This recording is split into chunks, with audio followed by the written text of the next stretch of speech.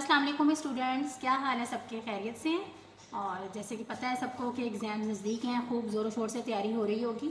और आपको help out करने के लिए ही मैंने प्लान किया था कि मैं 9th और 10th के प्रीवियस जो हमारे लास्ट 3 ईयर्स के पेपर्स हैं, इनके MCQs पेपर के सोल्यूशंस आपके साथ लाइव स्ट्रीम पर डिस्कस करूँ, ताकि बच्चों को बहुत आसानी हो और बहुत अच्छे तरीके से वो अपने एग्ज़ाम्स के लिए प्रिपेयर हो।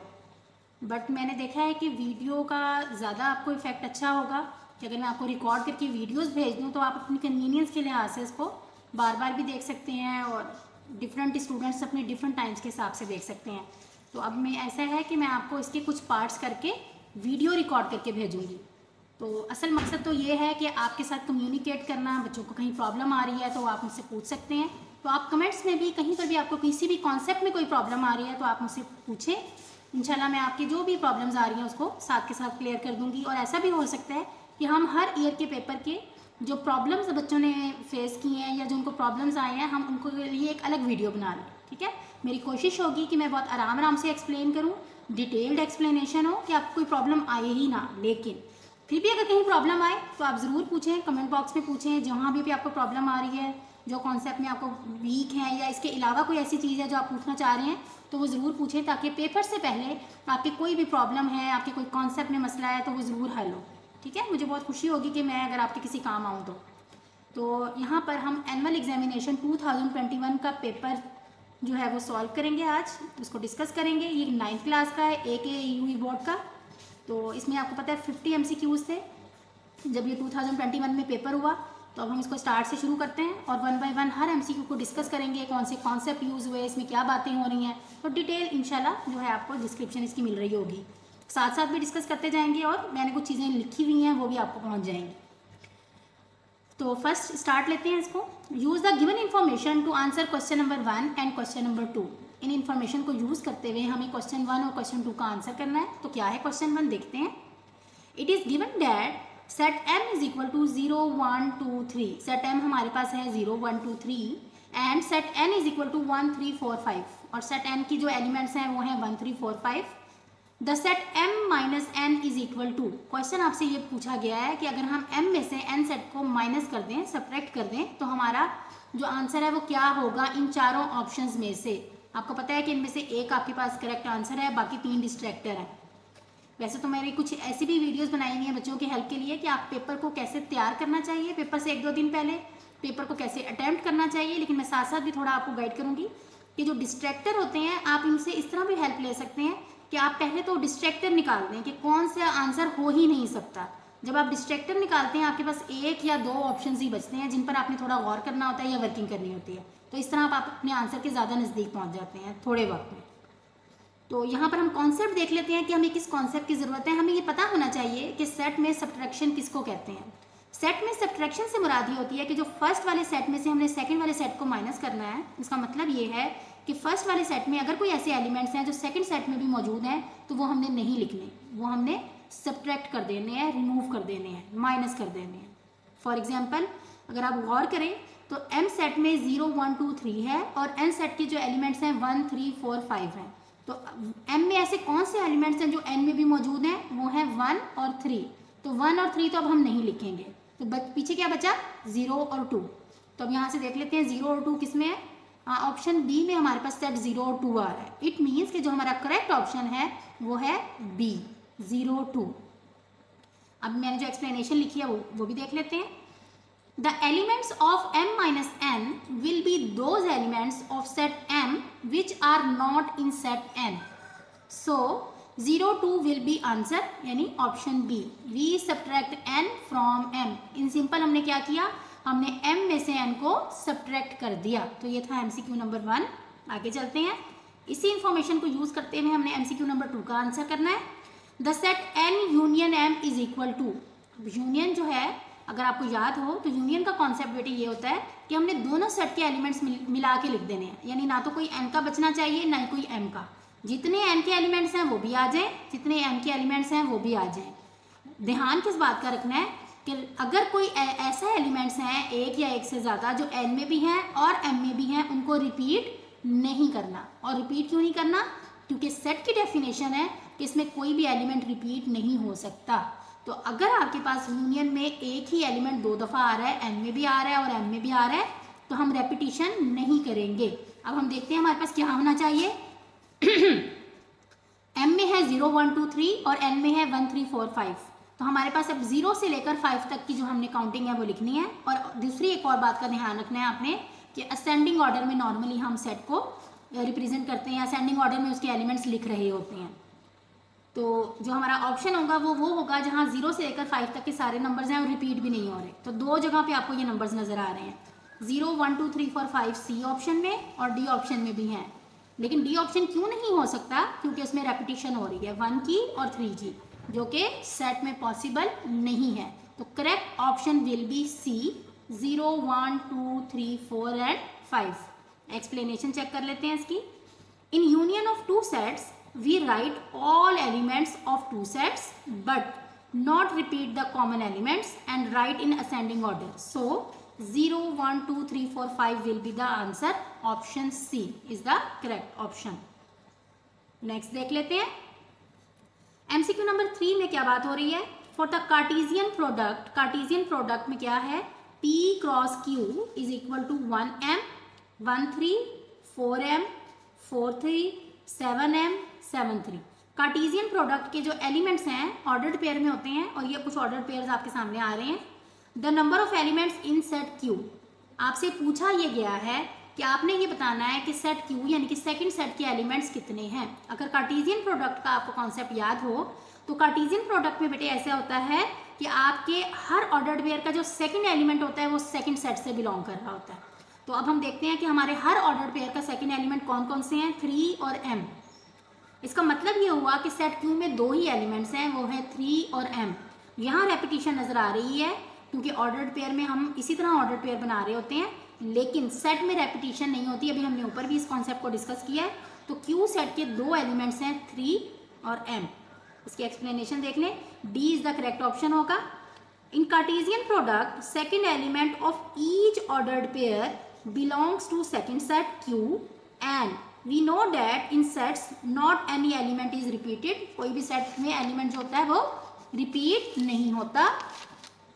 सो Q के जो एलिमेंट्स बन रहे हैं वो 3 और m हैं and number of elements in set Q will be 2। हमसे नंबर ऑफ एलिमेंट्स पूछे गए थे तो नंबर ऑफ एलिमेंट्स 2 बन रहे हैं, यानी कि ऑप्शन डी।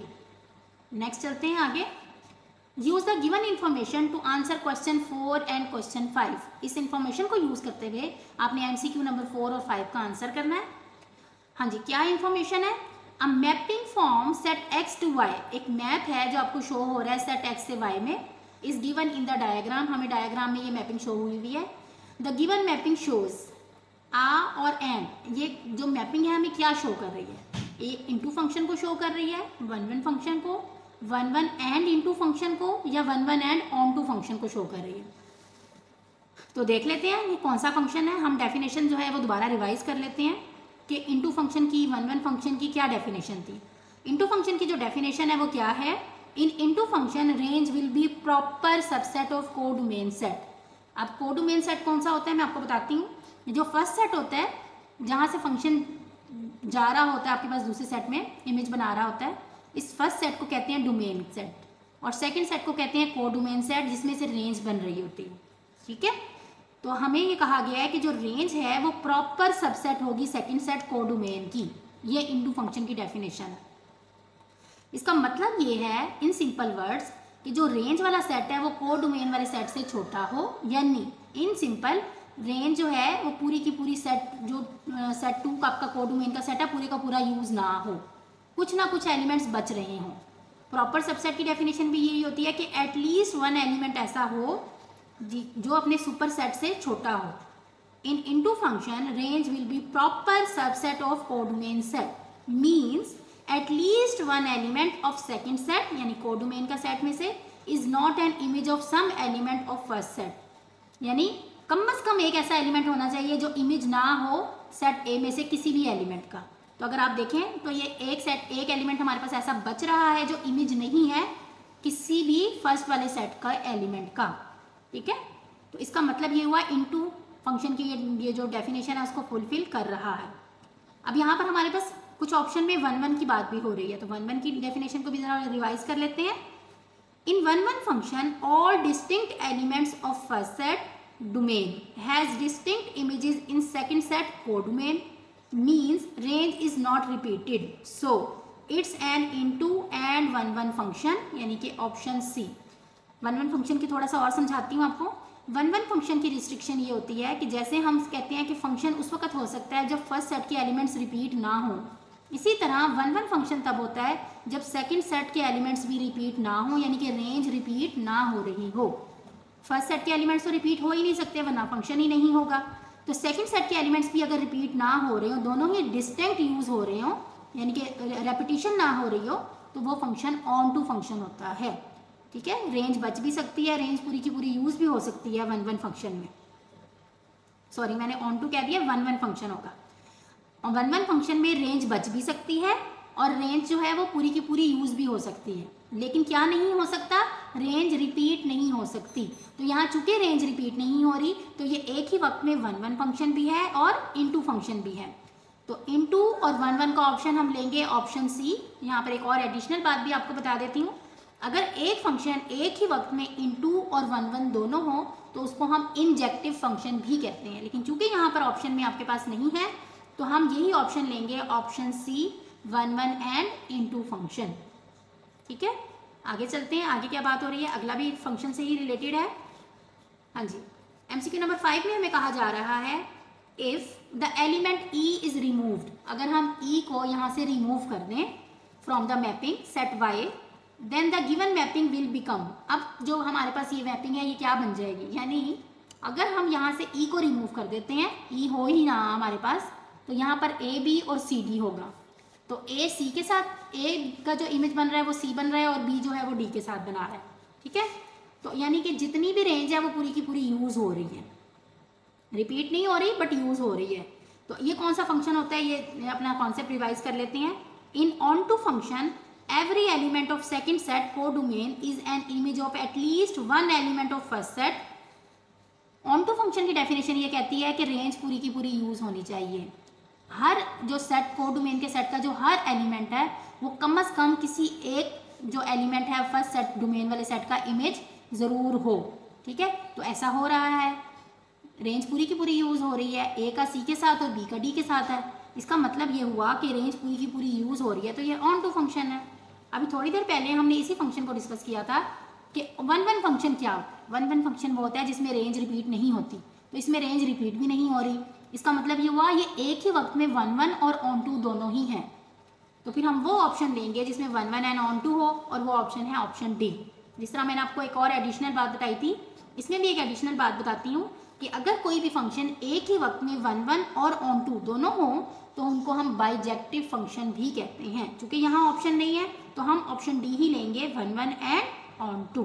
तो ये टोटल आपके पास डेफिनेशंस भी आ गई कि इनटू फंक्शन कौन सा होता है, वन कौन सा होता है और ऑन टू फंक्शन कौन सा होता है। इन सिंपल हमने क्या देखा, इनटू में रेंज बचनी चाहिए, ऑन टू में रेंज पूरी की पूरी यूज होनी चाहिए, और वन में क्या होता है, रेंज रिपीट नहीं होनी चाहिए। तो ये सिंपल सी 3 बातें थी जिनको हम याद रख के ये तीनों फंक्शंस याद रख सकते हैं। नेक्स्ट देखते हैं। अच्छा, इसकी अगर आप चाहें मैं इसकी एक्सप्लेनेशन भी पढ़ लेती हूँ जो मैंने लिखी हुई है। In onto function every element of second set codomain is an image of at least one element of first set domain set which is fulfill, जो कि यहाँ fulfill हो रही है, and also range is not repeated, और range repeat भी नहीं हो रही, so it's an one and on to function means option D is the correct option। next देखते हैं MCQ नंबर 6 में क्या बात हो रही है। If A is equal to 1 2 3 and A union B is equal to 1 2 3 4 5 then possible set और sets B will be। अगर हमें A यूनियन B भी मिला हुआ है, A सेट भी मिला हुआ है, तो क्या हम पॉसिबल सेट्स बता सकते हैं, जो पॉसिबिलिटी है कि सेट B क्या क्या हो सकता है।